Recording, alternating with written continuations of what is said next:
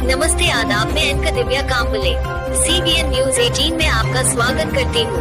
CBN news 18 हर समस्या में आपके साथ, हर खबरों में सच्चाई से आपके पास, क्योंकि हम सच दिखाते हैं।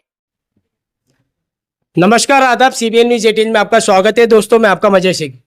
दोस्तों, महाराष्ट्र विधानसभा 2024 के 5वें एपिसोड में आपका स्वागत है। आप देख सकते हैं हमारे बीच में जो है उमेश नेमाड़े सर मौजूद है, जो कि राष्ट्रवादी कांग्रेस पार्टी अजीत दादा पवार गठ के जलगांव जिला अध्यक्ष है।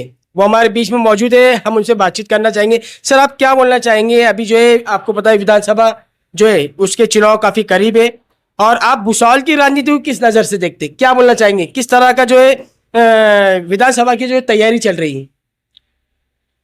महाराष्ट्र विधानसभा के निवडणूक के दरम्यान भुसावल विधानसभा मतदारसंघ जो कि SC राखीव है, यहाँ पर गए 15 सालों से विद्यमान आमदार संजय सावकारे है, जो कि आज भारतीय जनता पक्ष से लीड कर रहे हैं। और महाराष्ट्र सरकार में हमारे नेता आदरणीय अजीत दादा पवार, जो कि महायुति में शामिल है, महायुति में मुख्यमंत्री एकनाथरावजी शिंदे, उप मुख्यमंत्री देवेंद्रजी फडणवीस और उप मुख्यमंत्री अजीत दादा पवार, जो कि अर्थमंत्री भी इस मंत्रिमंडल के थे। तो महायुति में हम लोग होने के कारण यहाँ की जो सीट है वो भारतीय जनता पक्ष के कोटे में जा रही है, और वो हिसाब से भारतीय जनता पक्ष जो भी उम्मीदवार यहाँ पर देंगे तो उनके लिए काम करना हमारा फर्ज है, जवाबदारी है।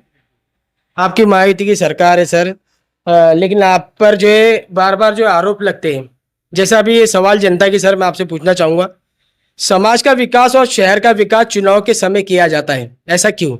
जबकि शहर का विकास की आड़ में समाज को ऐसे पक्ष की तरफ ले जाया जा रहा है जो कि धर्मनिरपेक्ष नहीं है। देखिए, मैं दूसरे पक्ष की तो बात नहीं करूंगा, लेकिन जहां तक हमारा राष्ट्रवादी कांग्रेस पक्ष जो अजीत दादा पवार का नेतृत्व है, हम महायुति में हैं, लेकिन हमारी विचारधारा जो है वो सेक्युलर है। इसलिए महायुति का घटक भी हम लोग है, लेकिन हमारी विचारधारा सेक्युलर है। दूसरे पक्ष के बारे में जो हमारे महायुति के घटक है, हमारे साथी है, उनकी विचारधारा कुछ अलग हो सकती है, लेकिन हमने उनके साथ सत्ता में हम लोग गए, लेकिन हमने हमारी विचारधारा नहीं छोड़े। अच्छा सर, एक सवाल और था। भुसावल शहर में किसी व्यक्ति का विकास हो रहा है, या समाज का विकास हो रहा है, या शहर का विकास हो रहा है, जो इतने सालों में किसी के ध्यान में नहीं आया, जबकि शहर में विकास की जरूरत काफी सालों से थी? आप क्या समझते हो? क्या बोलना चाहोगे आप? देखो, विकास तो होना ही चाहिए, डेवलपमेंट आज की जरूरत है। और विकास के बारे में तो मैं ये कहूंगा कि एक सूत्र रहता है, समस्या, निवारण और समस्या। इसके तहत जो भी रोज की समस्याओं को लेकर हम लोग चलते हैं, तो उसमें रोड, रास्ते, गटार, बिजली, पानी, ये सब चीजें आती है। यह तो स्थानिक प्राधिकरण जो रहता है, जबकि नगर पालिका रहती है, ग्रामीण भाग में ग्राम पंचायत रहती है, वो उनका फर्ज है ये चीजें लोगों को प्रोवाइड करना। लेकिन इसके उपरांत भी बहुत सारी बातें रहती है जो कि डेवलपमेंट की नज़र से जरूरी रहती है, और वो डेवलपमेंट करने के लिए विधानसभा में बहुत सारे प्रश्न रहते हैं, बहुत सारे कायदे करना पड़ते हैं, और उसके लिए आमदार वहाँ पर रहना जरूरी रहता है, और वह आमदार अपना योगदान वो सब चीजों में देता है जो कि डेवलपमेंट के लिए निर्णय लेना पड़ता है। वो निर्णय के हित में अगर आमदार रहते हैं तो डेवलपमेंट होती है। और डेवलपमेंट आज तुमने निर्णय ले लिया मतलब कल हो जाएंगे, ऐसा भी नहीं रहता है। डेवलपमेंट के निर्णय आज हम लोग लेंगे तो वो निभाते या अमल में आने के लिए करीबन 5-7 साल तो ऐसे निकल जाते हैं, क्योंकि बहुत तो प्रोजेक्ट तैयार करना, वो सैंक्शन करना, सैंक्शन करके उसकी काम जब तक होता है उसमें बहुत साल जाते हैं। आपका जो सवाल है कि इलेक्शन के मोड के ऊपर ही हम लोग डेवलपमेंट का सोचते हैं या काम किए जाते हैं, तो ये चीज से मैं आपको मतलब आपके बातों में हाँ को हाँ नहीं मिलाऊंगा, लेकिन अगर कुछ प्रोजेक्ट हमारे वहां पर प्रोसेस में है और सामने इलेक्शन आ रहा है तो वो वक्त उसका स्पीड बढ़ता है, और स्पीड बढ़ के फिर वो कुछ भी करके इतने इतने दिनों में सैंक्शन करना, ये शासन को प्रशासन को बताना पड़ता है, और प्रशासन वो तरीके से उसका स्पीड बढ़ाती है, और जनता को लगता है कि भाई अभी इलेक्शन आ रहे हैं तो वो काम हो रहे हैं। नहीं सर, आपकी बात तो मान्य है, लेकिन अभी 6 अक्टूबर के रोज भुसावल तालुके के जितने भी कस्बे थे, तकरीबन आमदार साहब के हाथ से 17 जगह जो है भूमि पूजन किया गया। उसके साथ साथ खड़का रोड पर रजा टावर के पास भी एक सभा ली गई, जो कि खड़का रोड का काम 15 करोड़ का जो काम है वो भी पास किया गया और भी उसका काम शुरू होने वाला है। तो ये उदाहरण है, इलेक्शन नज़दीक है और काम अभी हो रहे हैं। आपने बताया, कहा कि हम वो मान्य रखते हैं कि प्रोसेस रहता है, लेकिन इलेक्शन आते हैं तभी क्यों? पिछले 10 साल में काम नहीं हुए और कुछ एक विशेष एरिया में काम हुए और जो अल्पसंख्यक एरिया वहाँ पर काम नहीं हुआ। आप उसके बारे में क्या बोलेंगे? खड़का रोड के बारे में मैं कहूंगा कि पिछले साल में भी यहाँ पे रोड हुआ था। अभी ये जो रोड है, ये रोड पिछले साल भी हुआ था, लेकिन अभी जो भूमि पूजन 15 करोड़ का हुआ है, तो मेरे अंदाज से जहां तक मुझे मालूमात है, वो क्षेत्र है या वो कॉन्स्टिट्यूंसी या जो भी मतलब वो पद है, वो पद पे तो मैं नहीं हूं, लेकिन मेरी जानकारी में जो है ये 15 करोड़ रुपए का नया रोड, जो कि कॉन्क्रीट रोड है, जो सालों साल चलते रहेगा। यहाँ का जो मसला हमेशा रोड खराब होने का है वह नहीं होगा, और आने वाले कई सालों तक वो टिकेगा। इसके नए निर्माण की भूमि पूजन किया गया है, जबकि अभी ये रोड अच्छा ही है, इसको खराब नहीं बोलेंगे, लेकिन और इससे भी अच्छा रोड बनाने के लिए एक नया काम अल्पसंख्यक लोगों के ही हित में यहाँ पर भूमि पूजन हुआ है। बिल्कुल सर, एक सवाल और, भुसावल शहर में पूरे 5 साल के बीच लोक प्रतिनिधि या आमदार फंड से विकास काम की निधि का नियोजन विशेष एरिया में ही क्यों पहले किया गया? शहर के लिए निधि का विधानसभा चुनाव के पहले, यानी आपके पक्ष का प्रचार करने के लिए एरिया का काम शुरू किया गया है, ऐसा लगता है? वैसा नहीं कहा जाएगा इसको। देखो, ये जो एरिया आता है आप जो बोल रहे हो, नगर पालिका क्षेत्र में है, और नगर पालिका क्षेत्र का काम करना, इसके लिए हम लोग नगर सेवक चुन के देते हैं, और हमारे नगर सेवक का यह काम रहता है कि हम लोग नगर पालिका में जाकर हमारे जो भी वार्ड है वो वार्ड की समस्या वहां पर देकर मीटिंगों में वो विषय को अंजाम देने के लिए वहां अपना सहभाग होना, मतलब वहां पे हमारा उपस्थित होना या वो वैसा ठहराव कर लेना, ये उसकी जवाबदारी रहती है, और वो तरीके से वो एरिया के सभी काम करना उसकी जवाबदारी रहती है। आमदार फंड जो अगर हम लोग बोलेंगे तो आमदार फंड करीबन मेरे हिसाब से एक साल के लिए 5 करोड़ रुपए का मिलता है, और 5 करोड़ रुपए में इतने सारे गांव, इतने सारे वार्ड और इतने ग्रामीण भाग के सभी एरिया में काम करना ये कोई मुमकिन नहीं रहता है। इसके लिए मैंने पहले ही शुरुआत में बोला कि नगर पालिका स्थानिक प्राधिकरण है, ग्राम पंचायत स्थानिक स्वराज्य संस्था में आता है, जिला परिषद है उसके लिए, और पंचायत समिति उसके लिए।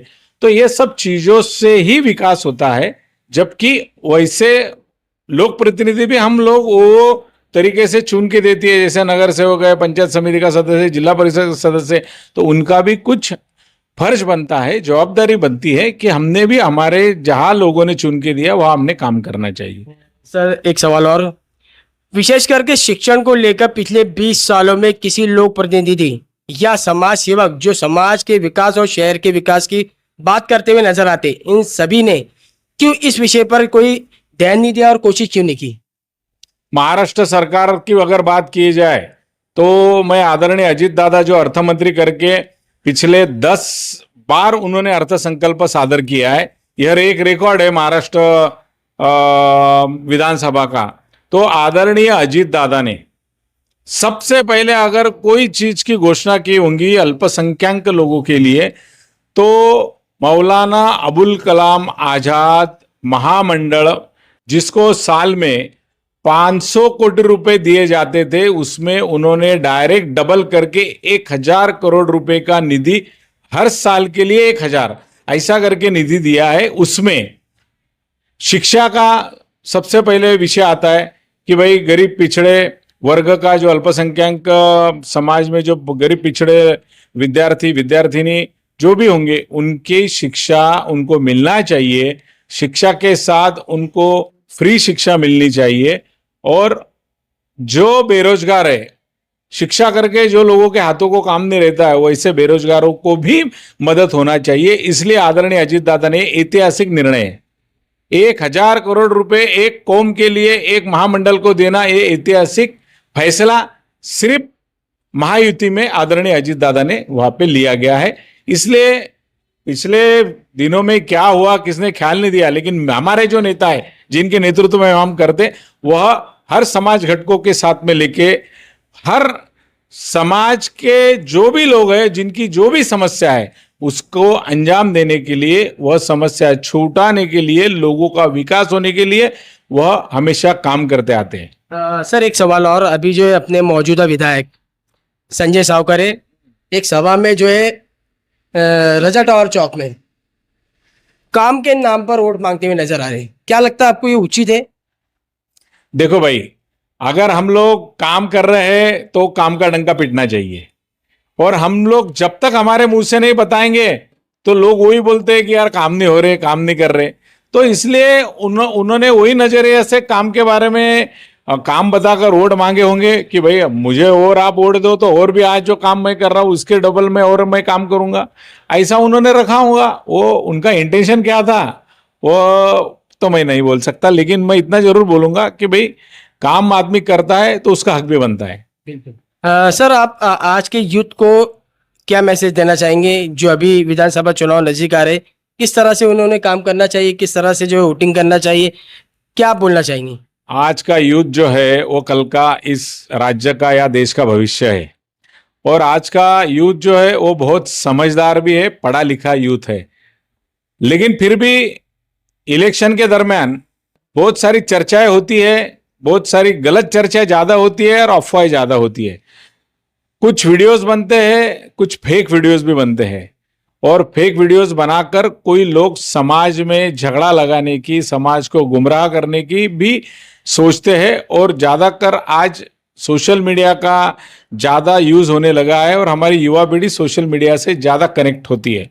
तो मैं हमारे युवा को इतना ही बोलूंगा कि आने वाले इलेक्शन में महायुति का जो उम्मीदवार है, महाराष्ट्र में बहुत सारे प्रोजेक्ट्स, बहुत सारे इंडस्ट्रीज और हर क्षेत्र का डेवलपमेंट का विजन लेकर तीनों पक्ष इकट्ठा हुए हैं।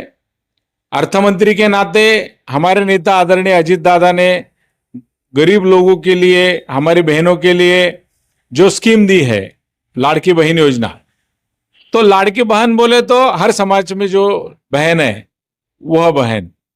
हमारे बेरोजगार युवाओं के लिए स्टाइपेंड दिया है, हमारे घर की हमारी माँ बहन के लिए 3 सिलेंडर साल भर के मुफ्त दिए हैं। ऐसी बहुत सारी योजनाएं यह सरकार ने हमें दी हुई है और ऐसा अच्छा निर्णय उन्होंने लिया है। और यह सब चीजों का फायदा जो है वो आगे भी सब लोगों को मिलने के लिए हम युवाओं का योगदान भी उतना जरूरी है कि हम लोगों ने महायुति के सपोर्ट करना चाहिए, महायुति के कैंडिडेट को चुनकर लाना चाहिए और ज्यादा से ज्यादा परसेंटेज ऑफ वोटिंग होना चाहिए। हम लोग विकास के तहत कुछ चुनकर आने वाले विधायक होंगे या लोक प्रतिनिधि होंगे, उनसे आशाएं रखते हैं कि हमारा ये काम होना चाहिए, लेकिन हम सिर्फ आशा रखते हैं। वोटिंग को जाने के लिए हम लोग बोलते हैं यार जान दे मेरे एक वोट से क्या होने वाला है, लेकिन एक वोट हमारे लिए बहुत मायने रखता है। इस राज्य की, इस देश के डेवलपमेंट के लिए, इस शहर के डेवलपमेंट के लिए हमारा ही एक वोट बहुत ज्यादा कीमती है कि हमने जिस पक्ष में वोट डाला वह आदमी चुन कर आएगा और डेवलपमेंट आगे बढ़ती रहेंगी। इसलिए मैं सभी से हाथ जोड़ के विनती करता हूं कि हमारे युवाओं ने, हमारे मतदारों ने ज्यादा से ज्यादा वोटिंग करना चाहिए। बिल्कुल, आप देख सकते हैं ये थे हमारे बीच में राष्ट्रवादी कांग्रेस पार्टी के अजीत पवार गढ़ के उमेश नेमाड़ी जी, जो कि जलगांव जिला अध्यक्ष है। इन्होंने काफ़ी अच्छी मालूमात दी और अच्छे विजन को लेकर जो है उन्होंने चर्चा की। आगे की जानकारी के लिए आप हमारे साथ बने रहिए और देखते रहिए CBN News 18। नमस्कार, आदाब। मैं अलविदा लेती हूँ। आपकी एक दिव्या कांबले देखते रहिए CBN Press the bell icon on the her YouTube समस्या में app आपके and never साथ। miss another हर update. खबरों में सच्चाई से आपके पास, क्योंकि हम सच दिखाते हैं। हमारे CBN News 18 चैनल को सब्सक्राइब करें। जय हिंद।